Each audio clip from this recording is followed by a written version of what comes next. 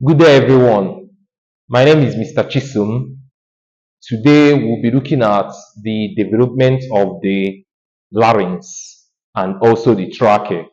You remember that the other time we saw the development or the formation of the lung board. So, we'll be looking at the formation of the larynx, the trachea, and as well the primary bronchi, secondary bronchi, then the lungs itself. So we'll be starting with the larynx first of all.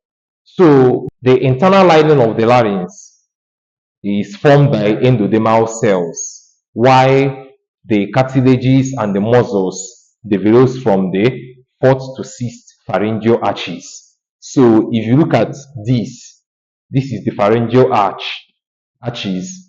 This is the first one, the second, the third, the fourth, the fifth, the sixth pharyngeal arches.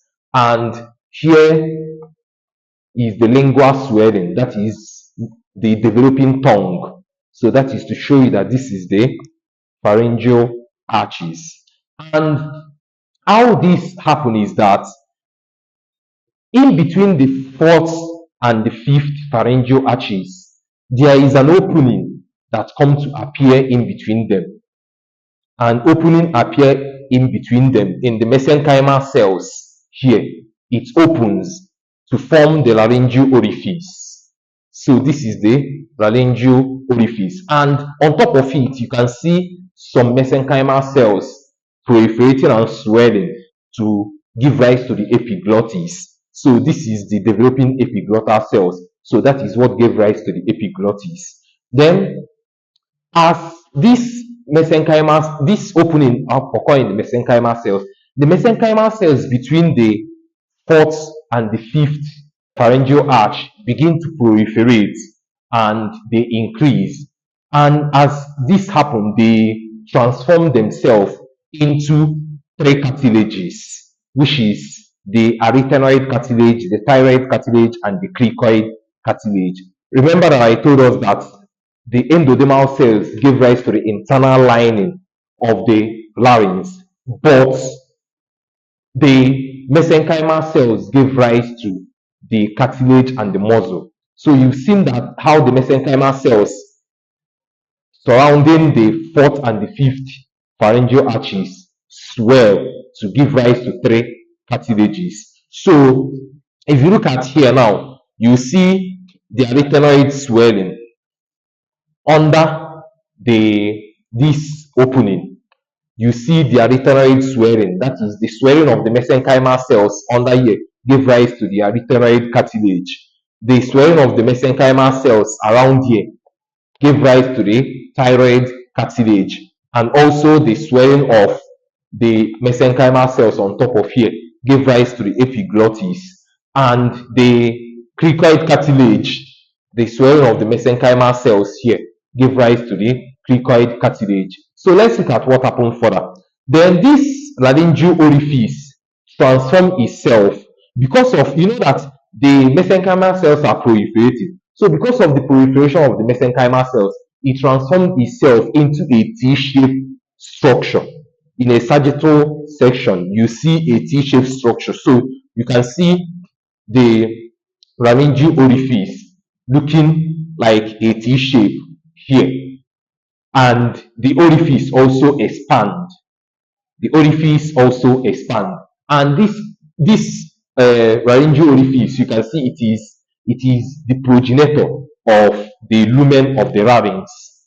But the epithelial cells surrounding here begin to proliferate rapidly, causing the temporal blockage of this orifice and the lumen of the larynx, causing the blockage of this orifice and the lumen of the larynx. But then, after some times, there is kind of a recanalization and vocalization, making this blockage to disappear.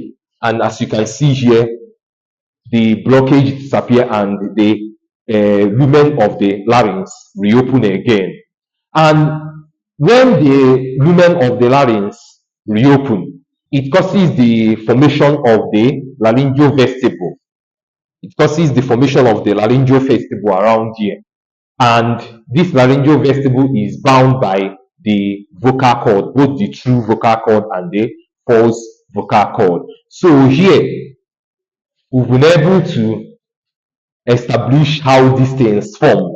So the internal lining of the larynx is formed by the endodermal cells, while the other cartilages and the muscles of the larynx is formed by the mesenchymal cells of the fourth to sixth pharyngeal arch. So here now you see the ariterite cartilage formed from the ariterite swelling. You see the epiglottis formed from the epiglottal swelling. You see the thyroid cartilage here formed from the thyroid swelling. Then the cricoid cartilage also formed from the cricoid swelling of the mesenchymal cells. So having seen the formation of the larynx, let's go over to that of the trachea. You remember the respiratory board. Remember the respiratory board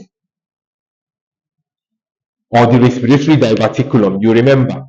I told us that the respiratory diverticulum begin to enlarge and proliferate. The cells, the endodermal cells, begin to enlarge and proliferate to give rise to the laryngotracheal tube and also the bronchial board or the lung board. You remember.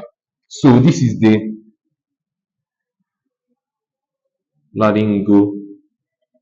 laryngotracheal tube. Why this is the bronchial board or lung board. So this part of the laryngotracheal tube is what gave rise to the trachea. The trachea, the internal lining of the trachea is formed by the endodermal cells. So the epithelial lining of the trachea is formed from the endodermal cells of the laryngotracheal tube, like you see here. And also the connective tissue, the cartilages and the muscle is derived from the splanchnic mesenchymal cells. That is the surrounding mesenchymal cells. That is where it is derived. So this part of the laryngotracheal tube, the cranial part, gave rise to the trachea. The trachea develops from the laryngotracheal tube. Having seen that the respiratory diverticulum gave rise to the laryngotracheal tube, which is on the cranial part, and the bronchial board, which is on the caudal part. But coming to the trachea, we are more interested on the laryngotracheal tube. So having seen this, let's go over to the formation of the primary bronchi, secondary bronchi, and also the maturation of the lungs.